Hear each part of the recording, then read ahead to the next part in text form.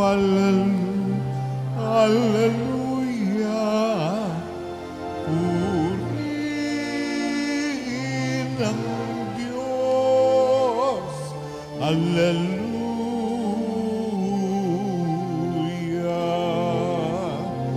Hallelujah.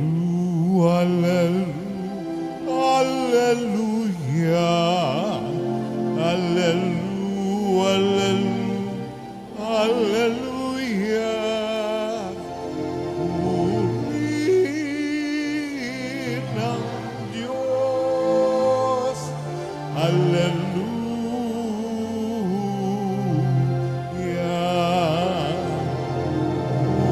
Purihin ang Diyos.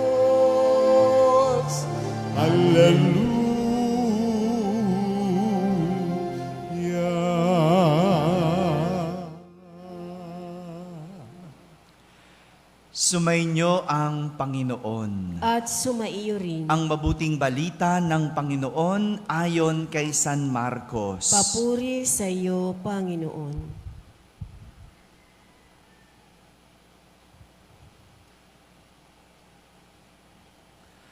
Noong panahong iyon, dumating sina Jesus at ang mga alagad sa Betsaida.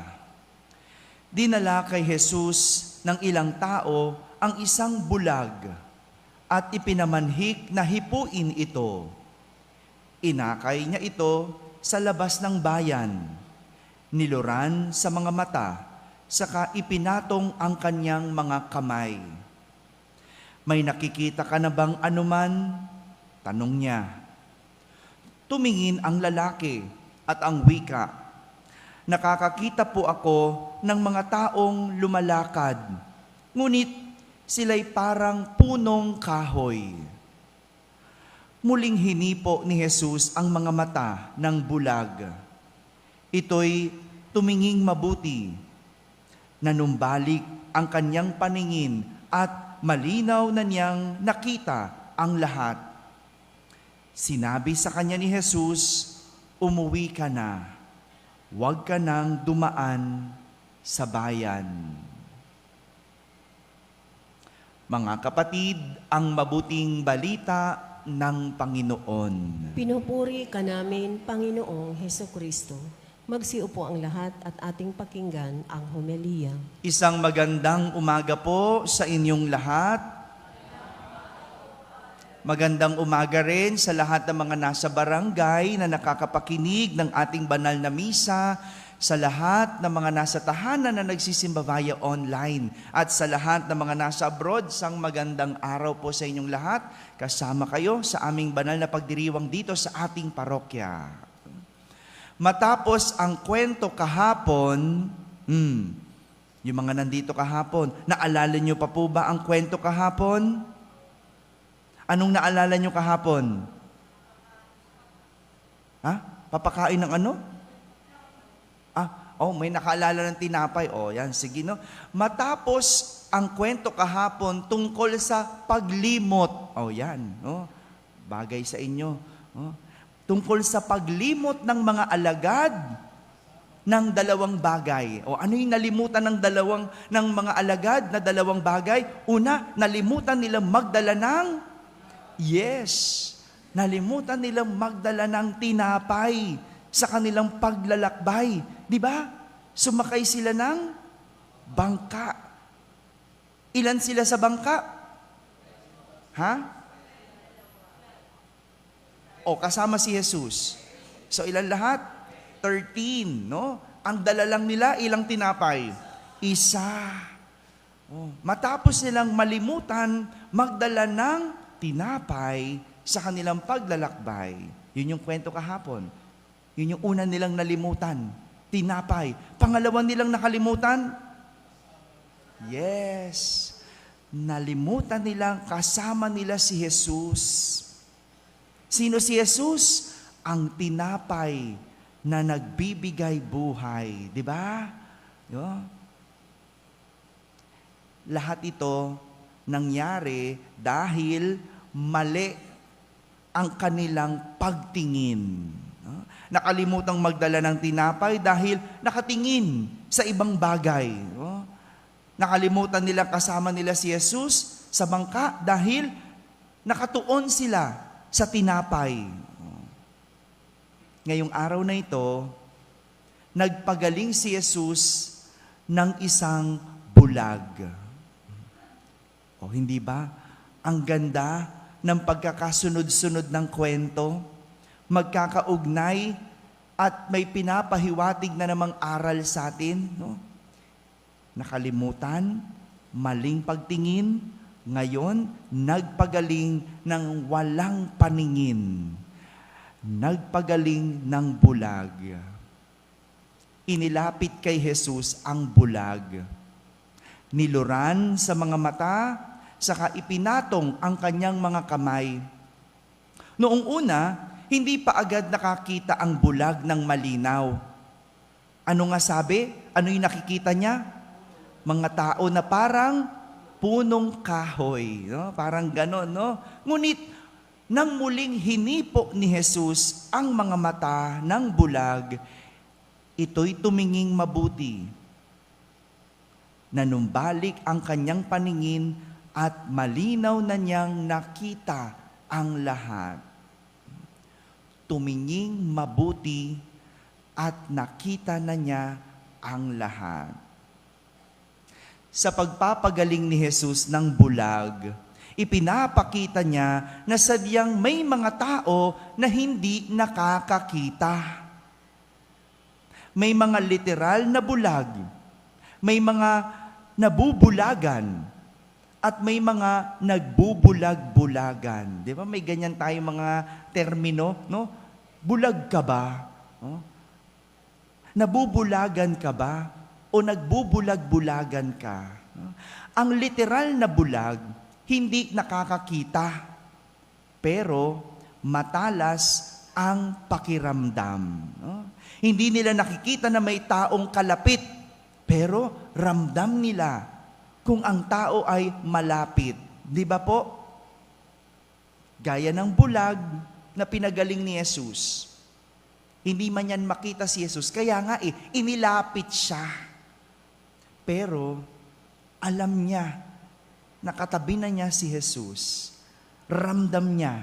Ganyan yung mga bulag, di ba? Minsan nga mabuti pa yung mga bulag, no? Hindi nakakakita pero matalas ang pakiramdam. Meron, may paningin pero walang pakiramdam, no? May kilala ba kayong ganon? May paningin pero walang pakiramdam. Ganyan ang literal na bulag.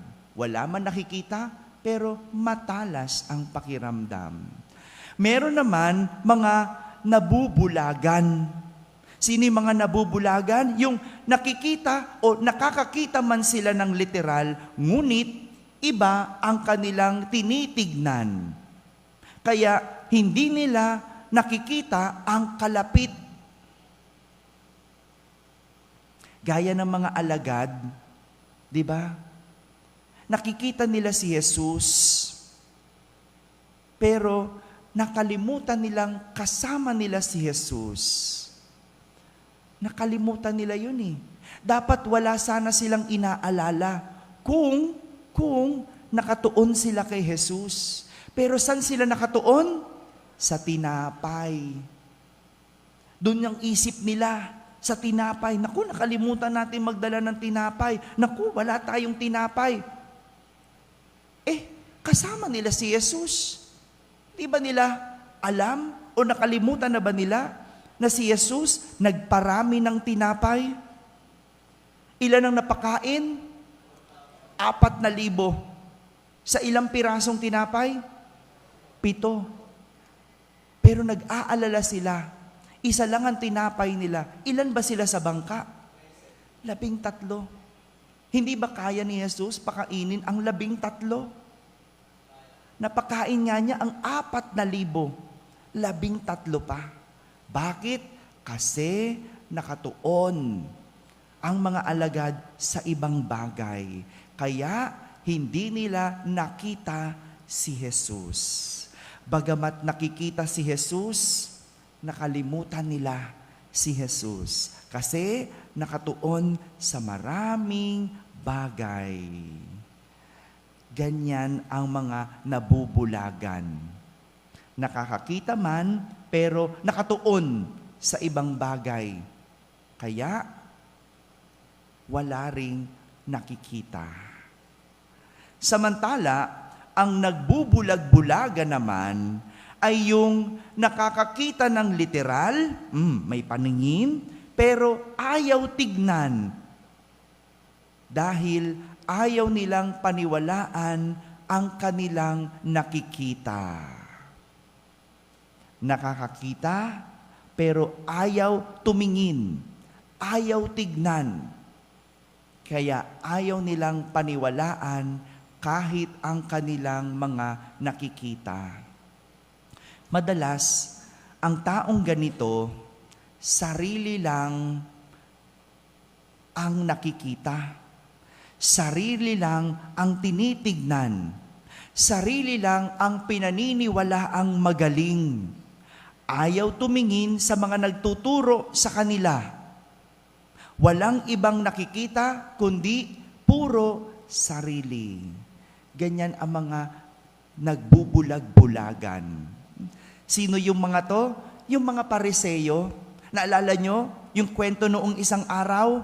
Yung mga Pariseyo na nanghihingi ng sign, nanghihingi ng tanda kay Jesus.